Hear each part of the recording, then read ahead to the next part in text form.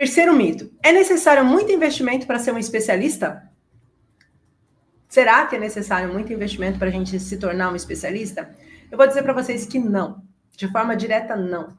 Quando você é especialista, você gasta menos tempo, menos energia e menos dinheiro. E por que eu posso dizer isso para vocês? Imagina que eu não sou especialista e quero fazer vários cursos para poder atender aos pacientes de várias questões. Aí eu vou fazer Theta Healer eu gastei 300 euros. Aí eu vou fazer Reiki nível 1, nível 2, nível 3 até semestre, eu gastei mais 900 euros. Aí eu vou fazer um curso completo de radiestesia, aí eu vou gastar mais 450 euros. Aí eu vou fazer shiatsu, aí eu vou gastar mais 900 euros. Aí eu vou fazer acupuntura, eu vou gastar mais 1.500 euros. Se eu for somar tudo isso, eu vou estar gastando muito mais do que se eu me tornar um especialista em alguma coisa. Porque o especialista ele já vai trazer para você a resposta daquilo que você precisa. Você já vai estar ali focado naquilo que você necessita. Tanto que se vocês forem pensar, na própria medicina convencional, a gente passa 5 anos, né, fazendo medicina e depois 1 ou 2 anos de especialidade. Por quê? Porque é tão focado naquilo que você ganha muito mais traquejo em 2 anos do que você ganhou em 5 anos. Porque você está focado naquilo, tá bom?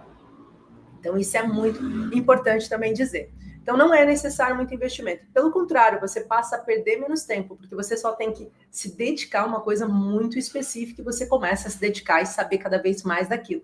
E é uma delícia a gente poder estudar de forma específica, principalmente no ramo da ansiedade e depressão. Eu sou suspeita para falar, porque eu sou apaixonada por essa área, então qualquer livro que eu abro, qualquer curso que eu faço, qualquer formação que eu pego, que é desse ramo, eu já fico mais feliz. E só lembrando para vocês, como eu costumo dizer, sem conhecimento não tem evolução, né? Então, eu mesmo estou constantemente buscando aumentar e ampliar o meu conhecimento, me colocando a par de tudo que está acontecendo no momento, de quais são as falas principais que estão mudando, do que está sendo feito em defesa dos pacientes com ansiedade e depressão. Então, isso faz com que você consiga ser muito mais focado, tá? Algumas perguntas que eu recebi e que eu queria aproveitar para responder. Gostaria de ser terapeuta, mas tenho bloqueios financeiros. Como que eu começo? A primeira coisa é eu entender qual é o tipo de bloqueio financeiro que eu estou tendo. O bloqueio financeiro que eu tenho em relação a ser terapeuta, ou seja, é porque eu penso que eu não vou ganhar dinheiro com isso? Então é bloqueio mental, é crença limitante. Porque se você se dedica numa coisa, se você tem resultados, a soma tem que dar igual a mais, não a menos, tá? Ou seja, você tem resultados, você vai ser procurado, você vai ter mais pessoas para atender. Depois, se esse bloqueio financeiro é, nesse momento eu não tenho dinheiro, então pensa nisso como uma nova profissão. Porque quando a gente está falando de formação, né, uma formação para você ser um terapeuta, você está pensando nisso como uma profissão, não é como um hobby. Tem muita gente que se engana e pensa que terapia é hobby. Terapia não é hobby. Terapia você está ajudando de fato as pessoas. Nos Estados Unidos, por exemplo, classe de terapeutas é uma classe enorme e que todo mundo trabalha, olha com muito carinho, muita dignidade para a terapia, principalmente a terapia alternativa. Vocês veem filmes, inclusive, na Netflix, falando de terapia alternativa, né? De terapias integrativas. Então, é importante a gente olhar com esse olhar. E talvez seja uma questão da sua cabeça, da sua consciência, de pensar a terapia ainda como um lugar gratuito, um lugar de, eu sou um bom para ajudar o próximo. Não é sobre isso. Né? Nós nos especializamos, nós buscamos ferramentas, nós investimos dinheiro em prol de ajudar e melhorar o outro. Será que alguém teria capacidade de virar para o médico e dizer, como você é médico, você deve trabalhar de graça? Porque você sabe fazer isso para melhorar a gente? Ninguém vai fazer isso. Então, por que o terapeuta assim, né? É uma questão de crença, tá? Quais foram os meus desafios financeiros no meu início? Ou seja, quais foram os desafios financeiros no seu início? Então, logo que eu comecei para trabalhar mesmo com terapia, eu não estava muito preocupada naquele momento se eu conseguia ganhar dinheiro. Eu estava preocupada se eu conseguia ter resultados. Quanto os resultados foram começando a acontecer e as pessoas começaram a indicar, eu percebi que eu podia, sim, estar cobrando um valor. Então, automaticamente eu comecei. Na altura, eu comecei com 35 euros, era um valor super simbólico. E eu fazia atendimentos por 35 euros e vinha uma pessoa, indicava outra, que de repente vinha um namorado, de repente vinha a mãe, de repente, sabe? Começou assim.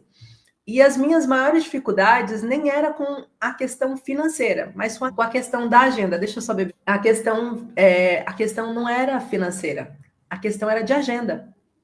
Ou seja, será que eu consigo agregar na minha agenda para que eu possa estar trabalhando num horário em que me permita trabalhar numa coisa e também atender e conjugar as duas?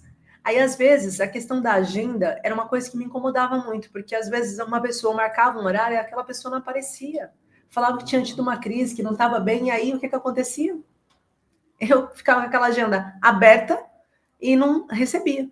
Então, o primeiro momento que eu tive foi esse, a questão da agenda, do agendamento foi a maior dificuldade financeira que eu passei, de conseguir compreender. E depois, logo em seguida, eu comecei a aprender como trabalhar com grupos, como trabalhar de outras formas, eu fui colocando a meu serviço, a minha expertise, né, tudo que eu podia fazer, e comecei daí a estruturar melhor minha agenda. Hoje, graças a Deus, eu consigo fazer a gestão da minha agenda de uma forma bem eficaz, bem tranquila, de forma que eu consiga ter os meus pacientes no mesmo dia que eu quero, atendendo da onde eu quero. Olha, eu estou atendendo daqui do Brasil enquanto estou de férias, né?